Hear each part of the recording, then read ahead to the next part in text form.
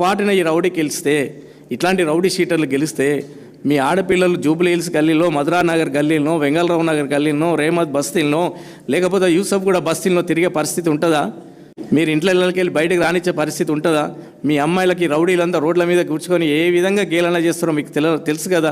యూసఫ్ కూడా చౌరస్తాలో వాళ్ళ కాంగ్రెస్ పార్టీ కార్యాలయం, ఇది వాళ్ళ ఇల్లు ఉండే. ఒక అమ్మాయిలు రాత్రిపూట పోయే పరిస్థితి ఉన్నదా?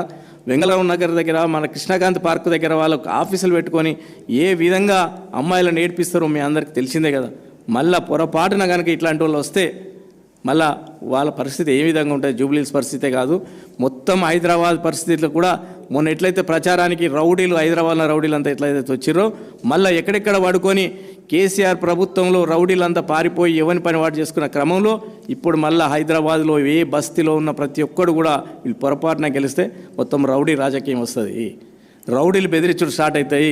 ఈ అందరూ కూడా పెద్ద పెద్దోళ్ళకి ఏం కాదు, ఈ మిడిల్ క్లాస్, లో మిడిల్ క్లాస్ ప్రజల మీదనే రౌడీలు, ఎప్పుడు కూడా రౌడీలు వసూలు కూడా వాళ్ళ మీదనే చేస్తుంటారు.